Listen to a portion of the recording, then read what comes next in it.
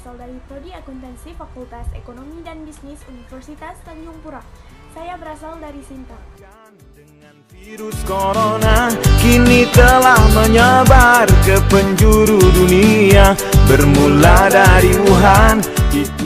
Nah, di video kali itu aku nak ngebahas soal virus corona. Yang pertama, apa ini coronavirus? Menurut aku, coronavirusnya adalah virus yang menyebabkan penyakit pada hewan atau manusia. Terus jenis coronavirus itu diketahui menyebabkan infeksi saluran napas pada manusia, mulai dari batuk, pilek sampai ke yang lebih serius lagi macam MERS dengan SARS. Nah, yang kedua, pertanyaannya, apakah COVID-19-nya sama seperti SARS? Aku rasa sih hampir sama, karena memang gejala COVID-nya kan batuk, pilek, radang tenggorokan. Jadi, tapi kalau soal SARS tuh lebih ke yang agak serius sih dari COVID. Tapi menurut aku hampir sama sih COVID dengan SARS. Tapi ya menurut pemahaman aku. Sekian, terima kasih. Nama saya Febrianti Andini, Prodi Akuntansi asal Pontianak. 5 waktu sehari semalam, mudah-mudahan hilanglah corona. Gejala COVID-19 bisa menyertai gejala flu, yaitu demam, pilek, batuk kering, sakit tenggorokan, dan sakit kepala. Setelahnya, gejala dapat hilang dan membaik atau malah semakin berat. Penderita dengan gejala yang berat dapat mengalami demam tinggi, batuk berdahak atau batuk berdarah, sesak napas, dan nyeri dada. Gejala-gejalanya dapat muncul ketika bereaksi melawan virus COVID-19. COVID-19 bisa muncul dalam 2 hari sampai 2 minggu setelah seseorang terpapar infeksi virusnya. Sebagian pasien pun ada yang mengalami penurunan oksigen tanpa ada gejala apapun. Kondisi itu disebut happy hypoxia. Kenale, nama saya Dandra Jendra Kumantara dari kelas C, Prodi Akuntansi. Asal saya dari Ketapang. Dari wabah corona, saat dibutuhkan kau jual harga selalu. COVID-19 nih, macam penyakit pernafasan lainnya, COVID-19 bisa menyebabkan gejala ringan, kayak pilek, sakit tenggorokan, batuk, sama demam gaam. Kita 80% kasus T bisa sembuh, tidak perlu sampai dirawatnya. Sekitar 1 dari 6 orang T bisa jadi menderita sakit yang parah, kayak disertai pneumonia atau sesak napas, yang biasanya muncul sedikit. Walaupun angka kematian masih rendah sekitar 3%,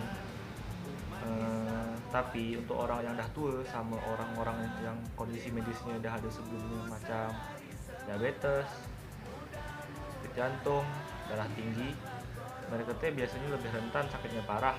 Tengok perkembangan sampai sekarang, lebih dari 50% kasus konfirmasi dah dinyatakan membaik. Sama angka kesembuhan pun akan naik terus. Halo, perkenalkan nama saya Fatia Nurfauziah. Saya dari Prodi Akuntansi kelas C, Fakultas Ekonomi dan Bisnis Universitas Tanjung Pura.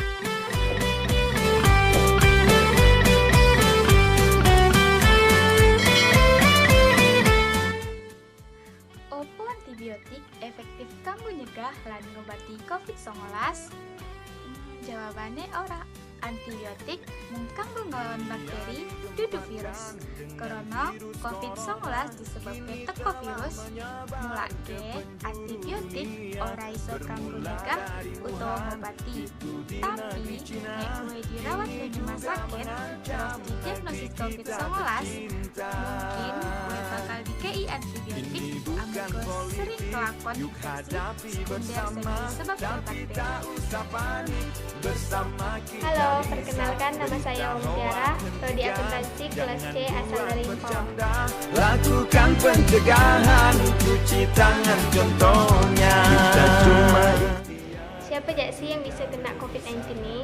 Orang yang tinggal atau pergi ke daerah di mana virus COVID-19 ini bersirkulasi, sangat mungkin dia ini terkena COVID-19.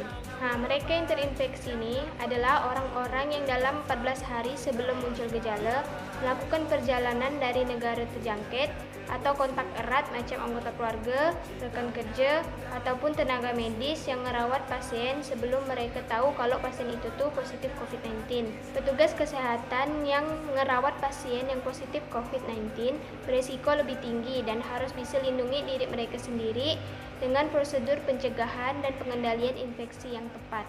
Assalamualaikum warahmatullahi wabarakatuh. Perkenalkan, nama saya Senta dari Prodi Akuntansi kelas C dengan NIM B1210133. Baiklah, saya akan membahas apa aja upaya untuk menghindari COVID-19.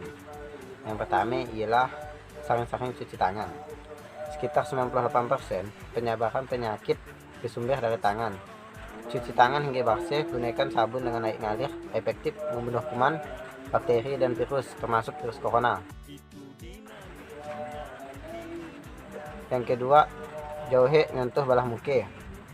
Virus corona suka nyerang balah tubuh melalui segitiga muka, macam mata, mulut, dengan hidung. Balah segitiga muka rentan tersentuh tangan, baik ia sadar maupun tidak sadar. Yang ketiga, jauhi bersalaman. Jauhi kontak kulit, macam bersalaman mampu atasi penyebaran virus corona. Yang keempat, jaga jarak. Salah satu di antara ini pencegahan penyebaran corona yang efektif ialah jaga jarak atau social distancing, nyurang. Sekian dari saya. Assalamualaikum warahmatullahi wabarakatuh.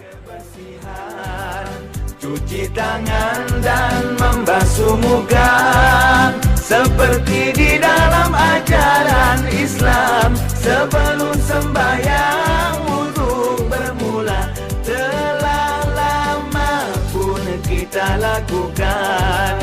Umat Islam wajib melakukannya 5 waktu